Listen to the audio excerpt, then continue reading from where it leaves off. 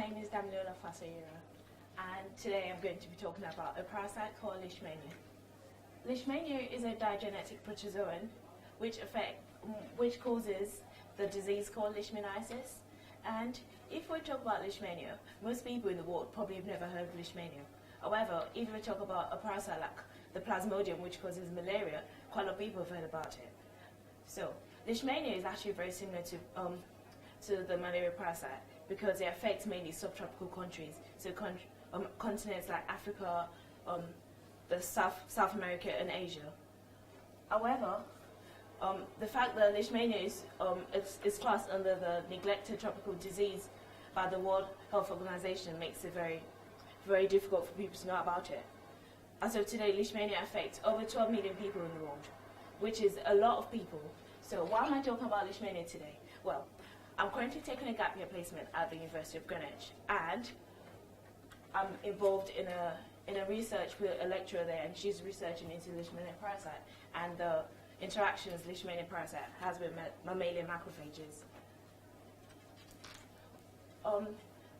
The lecturers know that Leishmania the parasite can be transmitted from one macrophage to another.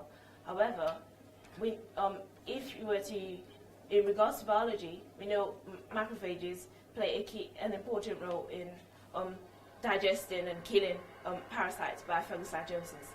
However, Leishmania is a very clever parasite in that when the macrophage engulfs it, it inhibits antigen presentation and also affects the function of the macrophage, thereby causing the macrophage not to kill the parasite.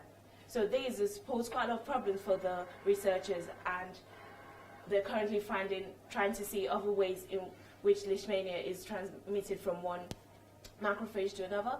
Also, because Leishmania is a digenetic protozoa, it exists in two different forms, the promastigo and the amastigo. When Leishmania is inside the sandfly vector, it is a promastigo. But when it gets transmitted into the mammalian macrophage, it becomes a promastigo, which is so. From then, the lecturers can be able to pinpoint the life cycle and the stages at which Leishmania is at when it gets inside the human body. Also, the researchers also have found the link between Leishmania and apoptosis. Apoptosis is programmed cell death. So because it's a programmed cell death, when apoptosis occurs, you don't get any inflammation in your body. However, for example, if you look at necrosis, which is not programmed and it's very lethal, when that occurs, problems start to happen. However, what Leishmania does is, when it interacts with the apoptotic pathway, it affects the features that we'll normally see if a normal smooth apoptotic pathway were to occur. So research was done, and they found that when a cell was infected with a Leishmania parasite, only the earlier stages of apoptosis were seen. Now, why does this happen? The best guess will be that apoptosis, the Leishmania parasite, for some reason, has inhibited something in the apoptotic pathway. Apoptosis is actually one of those processes that's very, very complex, which makes it even more difficult for scientists to pinpoint what is actually going on. As of now, they know that the Leishmania may be involved in something called the AKT pathway, and also the PS externalization on the apoptotic cell corpus. So this could maybe play an impact somehow. And finally, why is all this research being done into Leishmania?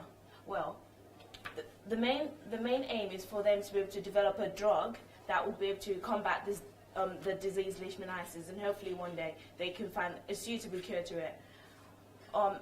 I am currently aware that in America they're currently doing research trials into vaccinations for this. But because apoptosis, because the Leishmania parasite is so complex and there's over 20 different species, known to scientists, it makes it even more difficult for scientists to be able to pinpoint what is actually happening, because a pathway for one parasite will be very different for the pathway for another parasite.